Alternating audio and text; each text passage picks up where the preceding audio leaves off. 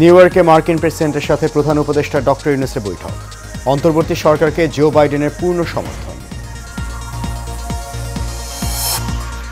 ছাত্র জনতার উপর হামলা, আক্রমণ ও হত্যাকাণ্ডের মামলায় সাবেক শিল্পমন্ত্রী ও সংসদ সদস্য নুরুল মজিদ হুমায়ুন র্যাবের হাতে গ্রেফতার। এবং গাজীপুর ও আশুলিয়ায় শিল্পাঞ্চলে খুলেছে বেশিরভাগ পোশাক কারখানা, পুরোদমে চলছে উৎপাদন।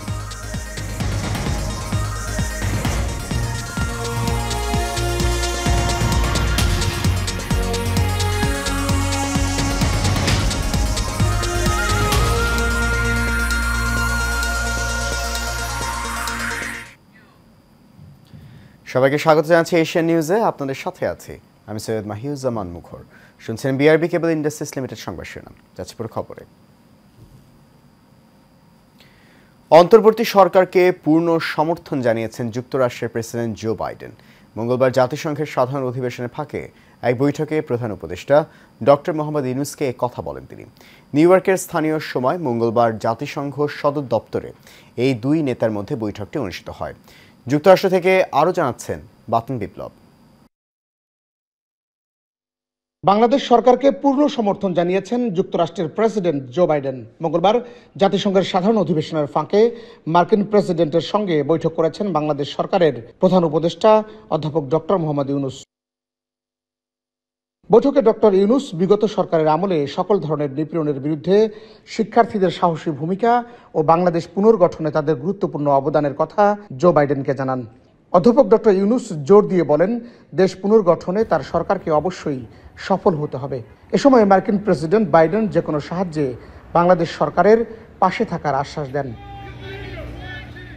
প্রেসিডেন্ট বাইডেন বলেন, শিক্ষার্থীরা যদি দেশের জন্য এত ত্যাগ স্বীকার করতে পারে তাহলে তাদেরও পূর্ণ সহযোগিতা করা উচিত। বৈঠকে প্রধান উপদেষ্টা জুলাই বিপ্লব চলাকালীন ও এর পরে বাংলাদেশি শিক্ষার্থীদের আঁকা দেয়ালচিত্রের ছবি সংবলিত দ্য আর্ট অব ট্রায়াম্ফ শীর্ষক আর্ট বুক মার্কিন প্রেসিডেন্ট জো বাইডেনকে উপহার দেন। এর আগে কানাডার প্রধানমন্ত্রী জাস্টিন ট্রুডোর সাথে বৈঠক করেন ডক্টর ইউনূস। এ সময় জাস্টিন ট্রুডো বাংলাদেশে প্রাতিষ্ঠানিক সংস্কারের ক্ষেত্রে সরকারকে সব ধরনের সহযোগিতার আশ্বাস দেন। বাতন বিপ্লব, এশিয়ান টেলিভিশন, নিউ ইয়র্ক, যুক্তরাষ্ট্র। সাবেক সংসদ সদস্য ও সাবেক শিল্পমন্ত্রী নুরুল মজিদ মাহমুদ হুমায়ুনকে গ্রেফতার করেছে পুলিশের elite force rapid action battalion RAB. ভোরে রাজধানীর গুলশান থেকে তাকে গ্রেফতার করা হয়। বিষয়টি নিশ্চিত করেছেন র্যাবের লিগ্যাল অ্যান্ড মিডিয়া উইং পরিচালক লেফটেন্যান্ট কর্নেল মুনিম ফেরদৌস। গত 4 আগস্ট নরসিংদীর মাধবদী এলাকায় বৈষম্য বিরোধী ছাত্র আন্দোলনের সময় ছাত্রদের উপর হামলা ও হত্যাকাণ্ডের অভিযোগে তার বিরুদ্ধে মামলা হয়েছে।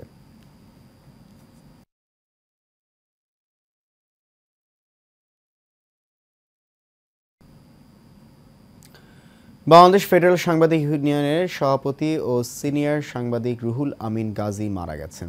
রাজধানীর একটি বেসরকারি হাসপাতালে চিকিৎসাধীন অবস্থায় তিনি মারা যান। তার মৃত্যুতে বাংলাদেশ একজন গুণী সাংবাদিককে হারালো।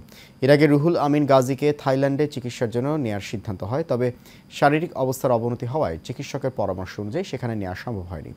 দুপুর 1টায় বাদ জোহর জাতীয় প্রেস ক্লাবে তার নামাজে জানাজা অনুষ্ঠিত হয়েছে।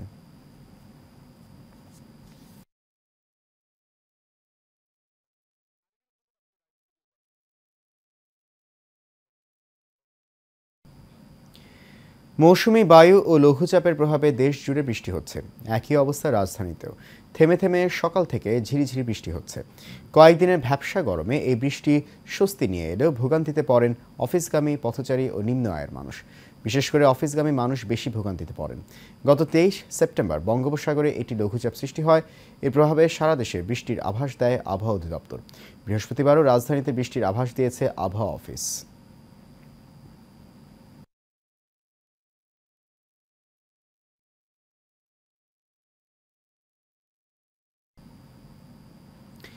সাভার আশুলিয়া শিল্পাঞ্চলে বন্ধ থাকা শিল্প কারখানাগুলো খুলে দিয়েছে মালিকপক্ষ। সকাল থেকে শান্তিপূর্ণভাবে কারখানায় প্রবেশ করে কাজ শুরু করেন। শ্রমিকদের দাবি মেনে নেয়ার পরেও যদি কোনো বিশৃঙ্খলতা কেউ করে বা করার চেষ্টা করে তাহলে কঠোরভাবে ব্যবস্থা নেওয়া হবে বলেও জানান স্বরাষ্ট্র উপদেষ্টা। তবে কিছু কারখানা আজও বন্ধ রয়েছে। শিল্পাঞ্চলে যে কোনো অপ্রীতিকর ঘটনা এড়াতে কারখানাগুলোর সামনে রয়েছে অতিরিক্ত পুলিশ সেনা সদস্য। তাছাড়া নিয়মিত টহলেও রয়েছে যৌথ বাহিনী।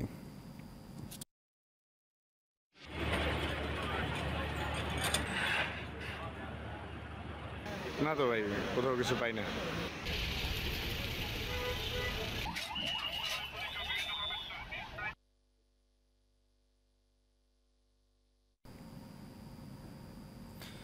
এ বিষয়ে আরও খবর জানতে গাজীপুর থেকে আমাদের সাথে এই মুহূর্তে সরাসরি যোগ দিচ্ছেন সহকর্মী আরিফ খান আবির। আবির, আমাদেরকে জানান যে এই মুহূর্তে গাজীপুরের শিল্পাঞ্চলের সবশেষ পরিস্থিতি কি?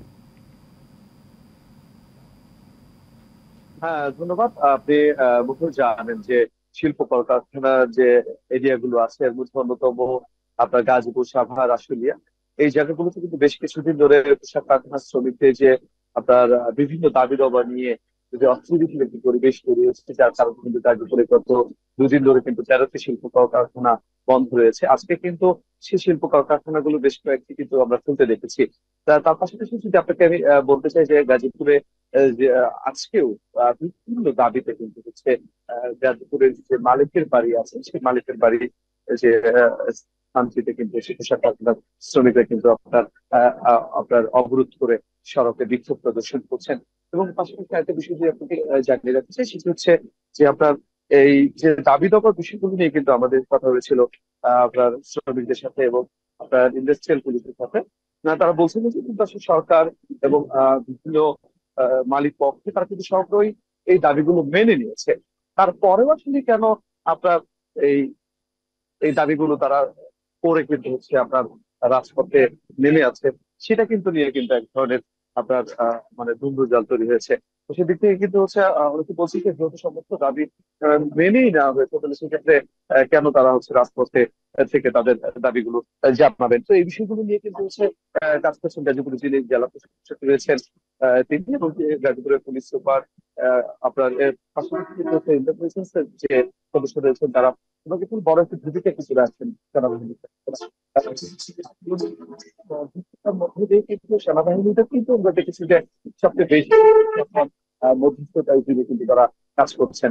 একটা বিষয়টি আপনাকে জানিয়ে রাখি যে আমরা যে কারখানাতে রয়েছি এসপি স্টেশন, এই কারখানাগুলোতে কিন্তু হচ্ছে আপনার শ্রমিকদের যে আপনার যে দাবি দাবার বিষয়গুলো নিয়ে কিন্তু কারখানা কর্তৃপক্ষের সাথে কথা হয়ে কিন্তু এখন এখানে কিন্তু বাবুক পরিবেশ তৈরি হয়েছে। কথা হচ্ছে কোনো ধরনের বিশৃঙ্খল পরিবেশ কিন্তু আমাদের এদিকে একটি কারখানার জায়গা অবরুদ্ধ হচ্ছে, সেখানে যৌথ বাহিনীর যারা সদস্যরা রয়েছেন তাদেরকে কিন্তু হচ্ছে আপনার কাজ করতে যে শ্রমিক আন্দোলনের পাশাপাশি আসলে কারা বিষয়টিকে ইন্ধন দিচ্ছেন, কোন কোন বিষয়গুলোতে কিন্তু হচ্ছে আপনার এই আন্দোলনগুলো হচ্ছে বা এই কারখানার যে অস্থিতিশীল পরিবেশ তৈরি হচ্ছে, এগুলো কিন্তু হচ্ছে সেনাবাহিনীর ইন্টেলিজেন্স তারা কিন্তু খুঁজে বের করছেন।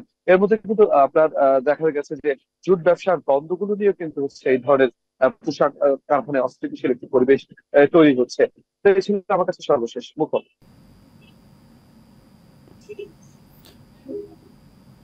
আবির, আপনাকে ধন্যবাদ। আমাদের সহকর্মী আরিফ খান আবির গাজীপুর থেকে জানছেন সেখানকার শিল্পাঞ্চলের সবশেষ খবর। এই মুহূর্তে চলে আছে এক্সিম ব্যাংক বাণিজ্য সংবাদে।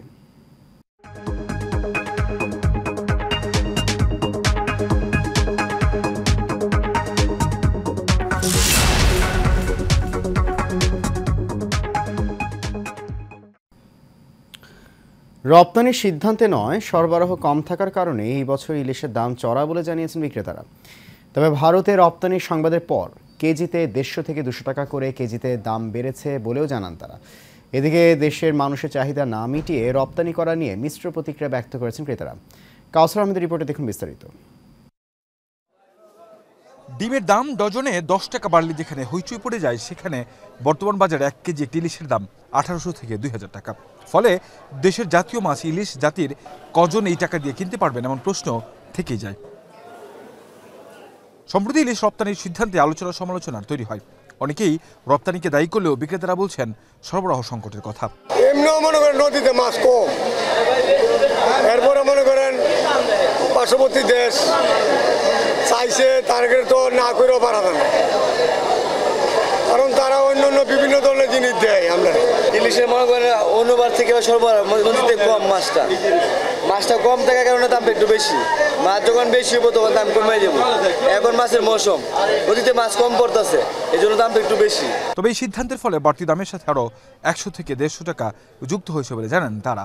1400 থেকে 1500 টাকা কেজি, এইবারকার বছরে বিক্রি করতেছি 1700 টাকা কেজি। আজকে 3 দিন ধরে মনে করেন মাছ এই রেট চলতেছে। আজকে 3 দিন ধরে, আজকের থেকে নেওয়া শুরু হয়েছে সাপ্লাই। আসলে রপ্তানির ফলে দাম বাড়ে নেই, মাছ নদীতেই মাছ কম। এখন এটা হলো দানীয় মাছ, এটা তো আর চাষ হয় না। এখন নদীতে যদি মাছ বেশি হয় তাহলে এটার দাম এমনিই কমে আসবে, আর মাছ কম হইলে তো দাম বাড়বে। এটা কাঁচামাল, এটা নিউ সিস্টেম। এটা এদিকে ক্রেতারা কিছুটা আক্ষেপ প্রকাশ করলেও অনেকে আবার বলছেন ভারত থেকে অনেক পণ্য আমদানি করতে হয় বাংলাদেশেরও। ভারতে যাইতেছে, বিভিন্ন দেশে যাইতেছে, যেখানে যেখানে বাঙালিরা আছে ওইখানে যাইতেছে, বুঝছেন? সেই জন্য আমরা পাই না। আর গত বছরের থেকে এই বছর আপনার প্রায় 300-400 টাকা করে কেজিতে বেশি। কিন্তু আগে তো আমাদের দেশি মানুষের চাহিদা মিটাবে, কিন্তু দেখতেছে যে না, তাদের সাথে তো আমাদের বন্ধুত্ব দূর হয়ে যাইতেছে। আমার মনে হয় যে এই জন্য তারা এই উদ্যোগটা নিচ্ছে। নির্ধারিত হোক ইলিশের দাম, জাতীয় মাছ জাতির সবার কপালে জুটুক, এমন প্রত্যাশাই সবার। কাউসার আহমেদ, এশিয়ান টেলিভিশন, ঢাকা। রাজধানীর উত্তরায় উৎসবমুখর শান্তিপূর্ণ দুর্গাপূজা আয়োজনে এলাকাবাসীকে সঙ্গে নিয়ে পূজার স্থান নির্ধারণী বৈঠক ও আলোচনা সভা অনুষ্ঠিত হয়েছে। দিয়াবাড়ি আর্মি ক্যাম্পে সেনাবাহিনীর উদ্যোগে বৈঠকটি সম্পন্ন হয়। উত্তরার মুগ্ধ চত্বরকে সর্বসম্মতিক্রমে এবারের দুর্গাপূজা আয়োজনে চূড়ান্ত স্থান হিসেবে নির্ধারণ করা হয়। সভায় উপস্থিত ছিলেন দিয়াবাড়ি আর্মি ক্যাম্পের মুখপাত্র লেফটেন্যান্ট কর্নেল তাহসিন, ঢাকা মহানগর উত্তরা পশ্চিম শাখা পূজা কমিটির সহসভাপতি সন্দীপ কুমার, স্থানীয় সনাতন ধর্মাবলম্বী নেতৃবৃন্দ, রাজনৈতিক নেতৃবৃন্দ, থানা কর্মকর্তা, ছাত্র প্রতিনিধি এবং প্রিন্ট ও ইলেকট্রনিক মিডিয়ার সাংবাদিক ব্যক্তিবর্গ।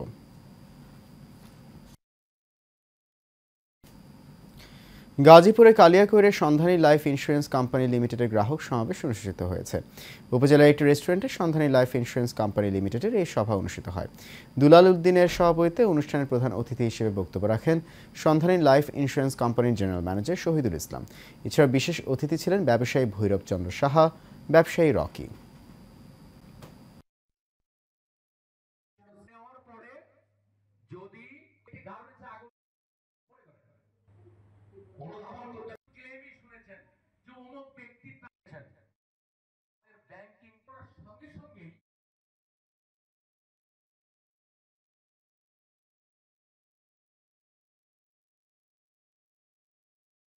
ক্রিকেট, ভারতের বিপক্ষে 2 ম্যাচ টেস্ট সিরিজের শেষ ম্যাচ খেলতে কানপুরে পৌঁছেছে বাংলাদেশ দলের ক্রিকেটাররা। সিরিজের প্রথম ম্যাচে ভারতের সঙ্গে কোনো প্রতিদ্বন্দ্বিতাই করতে পারেনি বাংলাদেশ, হেরেছে 280 রানের বড় ব্যবধানে। সফরকারীদের লক্ষ্য শেষ ম্যাচে ঘুরে দাঁড়ানোর। ইতিমধ্যে বিশ্ব টেস্ট চ্যাম্পিয়নশিপের র্যাঙ্কিংয়েও পড়েছে হারের প্রভাব। পাকিস্তানকে হোয়াইট ওয়াশ করে 3 নম্বরে উঠে আসা বাংলাদেশ নেমে গেছে 6। এদিকে ম্যাচের আগে হুমকি পেয়েছে বাংলাদেশ দল। হিন্দু মহাসভা কানপুরে কর্মসূচি রেখেছে ম্যাচের দিন। আগে থেকেই হামলার হুমকি দেয়া হিন্দু মহাসভা এবার হরতাল ডেকেছে। গোয়ালিয়রে আগামী 6 অক্টোবর ভারতের সঙ্গে টি-20 ম্যাচ রয়েছে বাংলাদেশের। সেই দিনই শহরটিতে হরতাল ঘোষণা দিয়েছে সংগঠনটি।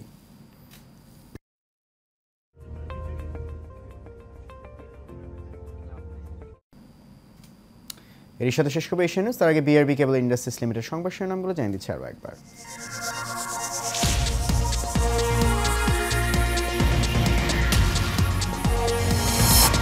নিউ ইয়র্কে মার্কিন প্রেসিডেন্টের সাথে প্রধান উপদেষ্টা ডক্টর ইউনূসের বৈঠক, অন্তর্বর্তী সরকারকে জো বাইডেনের পূর্ণ সমর্থন।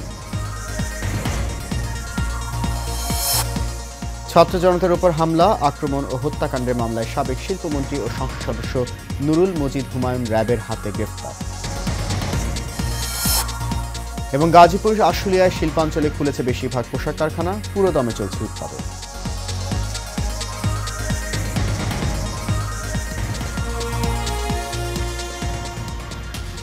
এশিয়ান নিউজ এ পর্যন্ত। আমাদের পরবর্তী সংবাদ দেখার আমন্ত্রণ রইল। সঙ্গে থাকার জন্য অনেক ধন্যবাদ।